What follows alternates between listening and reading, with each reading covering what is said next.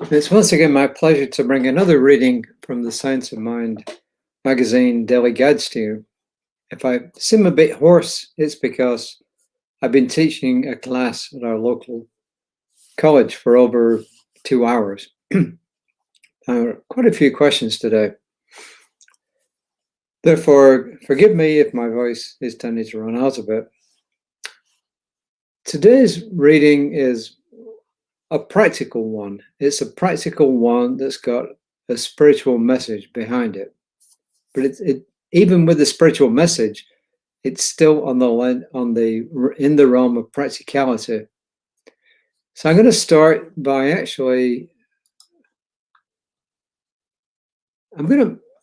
it's called working from cause. But I'm going to start with the second quote first, which is from Ernest Holmes and the Science of Mind textbook, page 101, paragraph 3.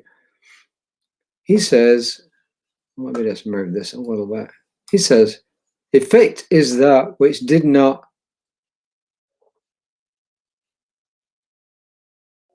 this doesn't make sense. Anyway, he says, effect is that which did not make itself, but, effect is that which did not make itself, but must have a power back of it, causing it to be. All manifestation, all body is effect and is subject to its cause. So in other words, everything you see in the known universe is an effect of something before it. So in other words, the cause of this broadcast is me going onto live stream and setting it up, and then setting it going and speaking to you. So that's the cause. The effect is that I'm visible and I'm speaking to you. So that's the effect. The first quote is actually from Thomas Trowell. We talked about him before. It's from the Edinburgh Lectures. He says, now the only way to escape is by rising out of the region of secondary causes into that of primary causation, where the originating energy is to be found before it has yet passed into manifestation as a condition. This region is to be found within ourselves. Okay. He's saying the same thing, but in a kind of more complicated way than Ernest Holmes. So what he's saying is that if we are suffering the effect of something, then we need to deal with the cause behind it. And in spiritual terminology, we deal with the cause behind it by recognizing that we have the power within us to actually do that, to actually put into the divine mind what we want. So we don't work with effects, we go back to cause, and then we work on the cause. So for instance, if you have a pain, then you don't work with the pain itself, right? The doctor doesn't work, well, they give you pain medication, I know, but you know what I mean. They don't work to just cure the pain, they work to cure what's causing the pain, because something brought the pain about. So that's what they work on.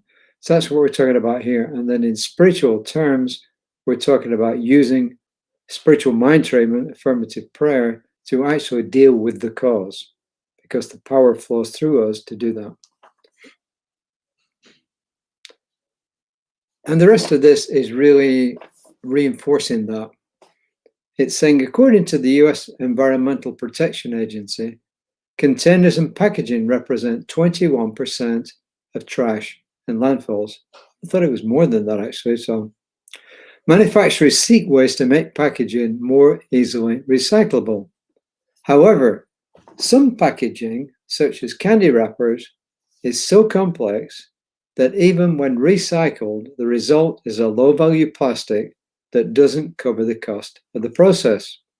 So in other words, it's not worth the effort. Making packaging easy to recycle attempts to deal with this problem from the realm of effect rather than cause. Janet Dominitz, executive director of the Massachusetts Public Interest Research Group, told the Associated Press that recycling alone will not keep up with the amount of packaging waste that's produced. Her solution, go to cause. What does she do? Eliminate the packaging. If you eliminate the packaging, the problem of recycling packaging goes away. If the plastic packaging is the cause of too much plastic to handle, then the solution is to get rid of it, thus changing the cause. Some manufacturers have made this shift. For example, several companies make eco sheets of dehydrated laundry detergent that eliminate the need for plastic jugs. Trying to eliminate a problem by dealing with its effect will never work. The inner realm is where we address cause to produce a different effect. When the world sets the cause in motion to live in a way that eliminates waste and respects the environment, all kinds of creative and better ways to do things will come pouring forth from divine mind. Change an effect by changing the cause. Find the thought that will produce the effect you desire. It's all an inside job. And that last part is the message. So, when you want to change something, you go back to the root cause of it. So, for instance, if you don't have enough money in the bank, then what is the root cause? You don't have enough income coming in. So, you treat to have more income coming in so that you will have more money in the bank, for instance. If the house you're living in now is not the one you want, there's no point in trying to make it look like the one you want if that's going to be a lot more difficult than actually finding a house out there that is what you want, and let your house be what somebody else wants it to be. There's a house that suits everybody. So in other words, before I run out of speaking power here, we deal with the root cause of things, and we do it by going into spiritual mind treatment, into meditation, recognizing our oneness with all that is, realizing that we have the power within us to change things at the level of spirit, which in turn will change things in the material realm, and be grateful for it.